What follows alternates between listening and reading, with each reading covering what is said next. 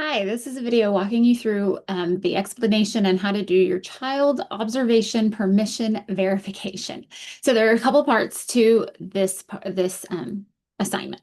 Okay, so by now you've read about your course spanning project in your portfolio projects page in the first module. So you know that part of your course spanning project is going to be to observe two specific children over the span of 4 or 5 weeks. We don't want to do all the observations at once because we want to get a wide range of things that they're doing as they learn and grow over 4 or 5 weeks. Um, and we don't want to put them all off until the end. We want a wide range. If we're going to be observing two children that closely, the ethical thing to do is get permission from their parents to do so. So that's what this step is about. So the first thing that you're going to do is print two of these permission slips right here. Okay, it says and this is where you're going to write your name. I'm writing to request permission to specifically observe your child during school activities and use those observations within homework assignments for the Introduction to Child Development class I am taking through Western Oklahoma State College. This will lead to a great conversation with the families at your center because you're going to get to explain to them that, hey, to better serve you and your child, I'm taking classes and trying to get even better at this.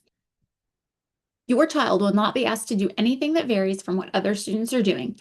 The only difference is that I will be documenting my observations for use in my homework assignments. Please know that all information will be kept confidential and only be used to assess my work as a student in child development classes. Thank you for your consideration. And then you're going to sign your name here. So you print your name here and then you put your signature here. Okay. Um, so one of the things you can tell them that you're doing to be confidential is like, for example, if you looked at the assignment before this one, where you're telling me the code names and ages of children that you're observing, then you can tell them, hey, my instructor will never even know the name of your child because you're giving a code name. And here, even though you're going to write the child's name here, you're not actually you're not even writing the child's name on this. Still, this is for you. This is so that you ethically have proof that you've got consent from these parents, okay? So you're not even submitting this to me. You're not even putting it in your portfolio. You are getting this signed in case anyone ever comes to you and says, did you have permission for this? Or in case the parents ever try to come back and say, I didn't get permission for this, you have it. So this is for you and your records. But to show it to me, yeah, then I would know who the parents were. So I'd probably know who the kid was. So that wouldn't be the ethical thing to do.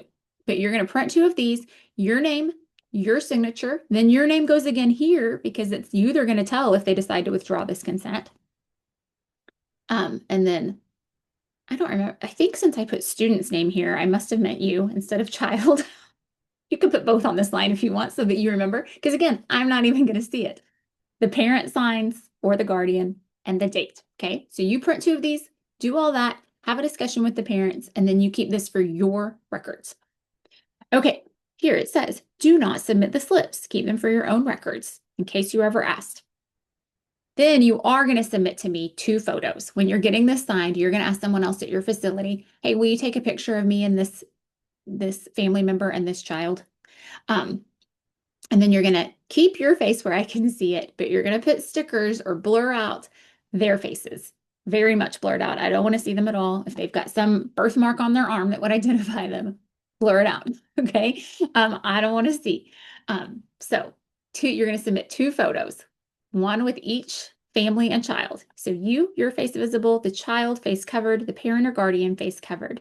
The photos must be taken at your child care or fieldwork site. Make sure if the mom has a name tag on that day, you blur that out. No identifying details. Then you're going to write a short little reflection. Reflect on your experience obtaining the permission slips because this is going to be a good conversation with parents, like I already said.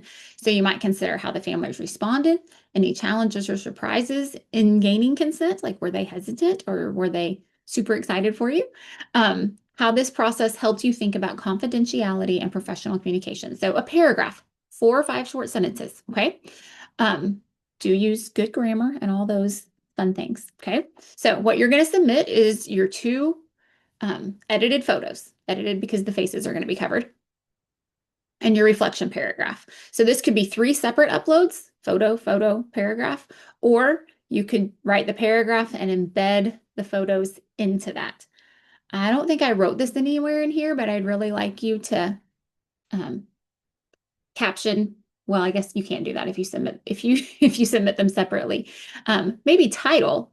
Okay, so if you put your photos in the Word document, caption them with the child's code name and their age. If you submit the photos separately, title your photo with the child's code name and age. And also, since this isn't written in here, this is what's going to let me know that you're watching my videos. Okay. Awesome. Okay. So, and then here's a rubric of how I'm going to grade this. So simple little assignment, get those permission slips signed, snap a picture with the families, and blur out the faces and submit those to me.